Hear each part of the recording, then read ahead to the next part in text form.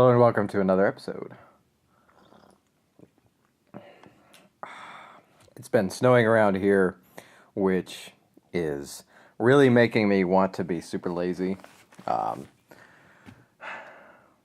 think no matter how old I get, I'll always feel like it's a snow day when it snows. But that's because I don't experience snow that much. We don't experience snow that much up here in Seattle. Last week I sat down to do a video, and I was like, I don't have any time to do this. I'm throwing this in between everything else. I'm going to make a really quick video, and then I made like a 20-minute video. And I feel like I'm doing the same thing this week. Before I continue, the coffee I'm drinking, this is actually quite delicious. This is from Cafe Feminino. I'm going to be doing a video on them and hopefully having them in the magazine. This is an organization that supports women in coffee. So they have started providing their own roasted coffee this past year, and all the coffee farmers are women. So I'll link to them in the notes below. This is their Peru origin. The women farmers of Cacanor Co-op in Lambayeque, Peru. It's medium roasted. Really nice and smooth, good sweetness. There's an interesting spice to it that's kind of bouncing around. Can't quite put my finger on it. Anyhow, there'll be more information, more stuff on this coming before too long. I'm going to make these videos soon, but I'll link to this below.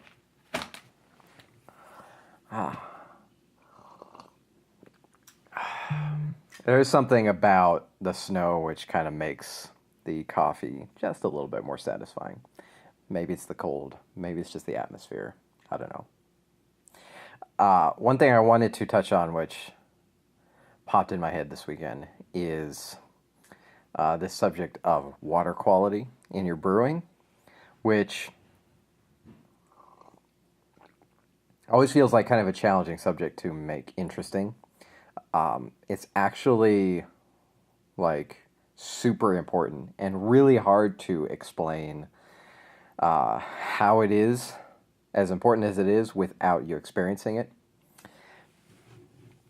So this is something that I end up juggling with a lot because I'm constantly trying to help people get into brewing and enjoying better coffee. And it's easy to help you understand that getting fresh roasted coffee makes a huge difference, and using a good brew method, using it properly, like brewing with enough coffee, this kind of thing, that these make sense, that will improve the quality of your cup. It's easy for me to tell you to go do that and for you to go do that. The challenge of the water quality is a different one, because if your water is not right, it won't matter. Like, none of the rest of it will matter.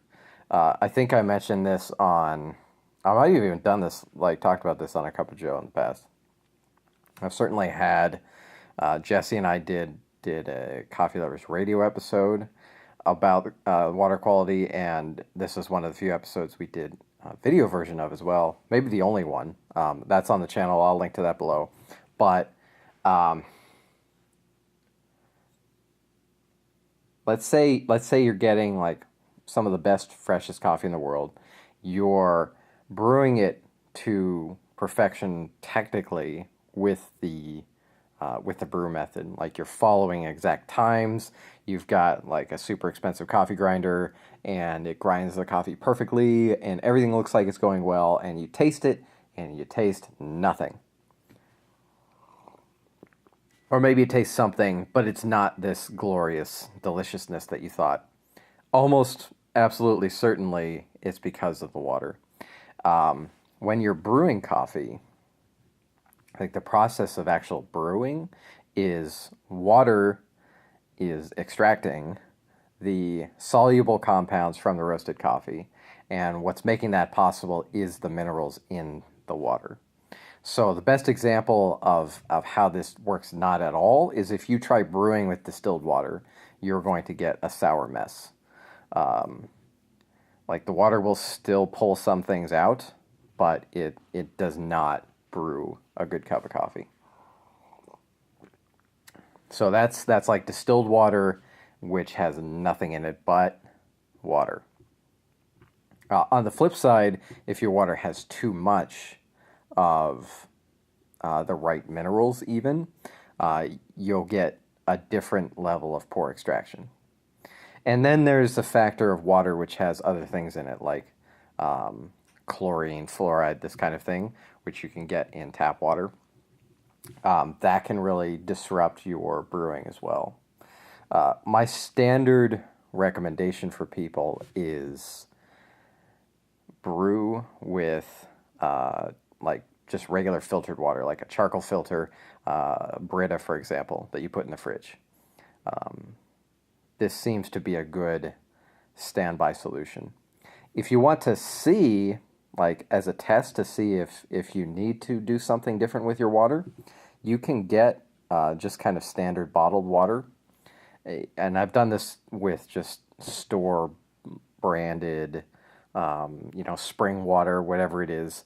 Don't get anything that has extra stuff added to it. Just base level, like spring water, is really good to work with. Brew your coffee with that. Compare it to how your regular water. Don't make any other changes between the brews, like do the same techniques, same grind, same coffee. Just compare the two, how they taste, and see if you can tell a difference.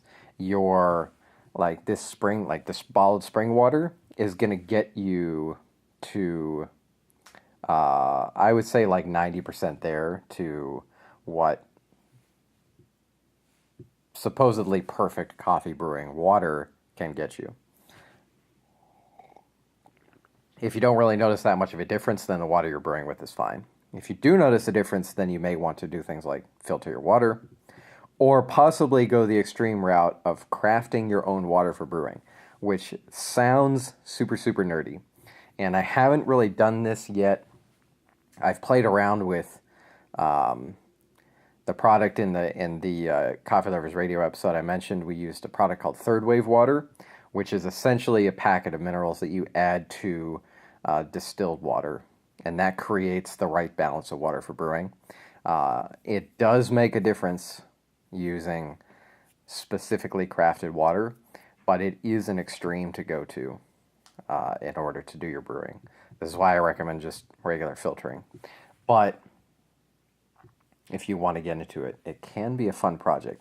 And it's something I'm going to do at some point, probably in the not too distant future. I've been thinking about doing it lately. Right now I use a pure filter, the Brita, whatever, same thing, for all my coffee brewing. And the water I get from this brews really well. The water from the tap in my apartment building, terrible for brewing. There's so much chlorine in it. It just, A, it doesn't taste good on its own, and B, it just mucks up the extraction of the coffee. I cannot brew good coffee with the tap water in this apartment. I have to filter it. And so that's what I've been doing. But I've given some thought to trying the crafting out.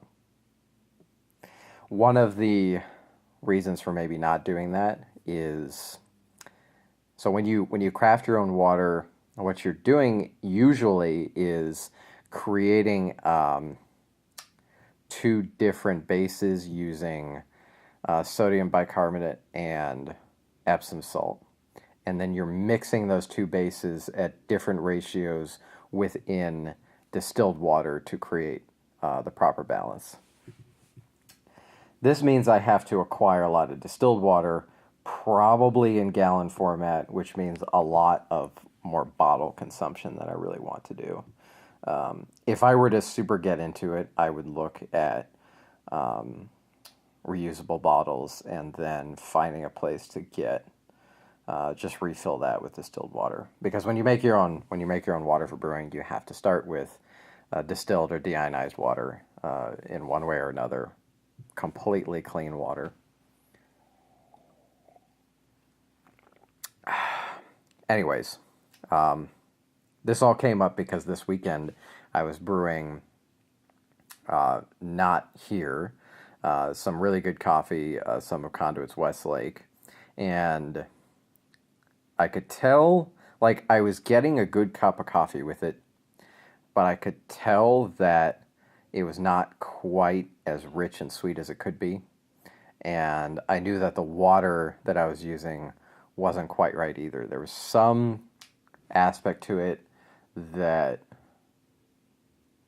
uh, it's this sounds really strange, but if I imagine I could cup water and taste differences between the waters and then have an impression of how that would affect the brewing of the coffee.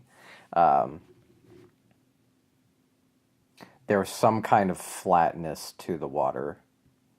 And I don't know if it was a factor of there being some extra chemical in there I'm not used to, or not having enough minerals, or a combination. That could have been affecting the brew. But this is why there's this challenge. Like, how do you know that you're brewing a really good cup of coffee if the water that you're using can have such an impact that everything else doesn't matter? Got to find a baseline to start from. The one of the other examples, which I think maybe I talked about last year, is I visited my brother and his family, and they live in a place where uh, they essentially have to have filtering built into the house water because the local water source, the water is so hard um, that you have to like filter and soften it. And what we discovered is that their water was getting too filtered and softened to actually brew a good cup of coffee. So, like, the water got cleaned too much almost for brewing.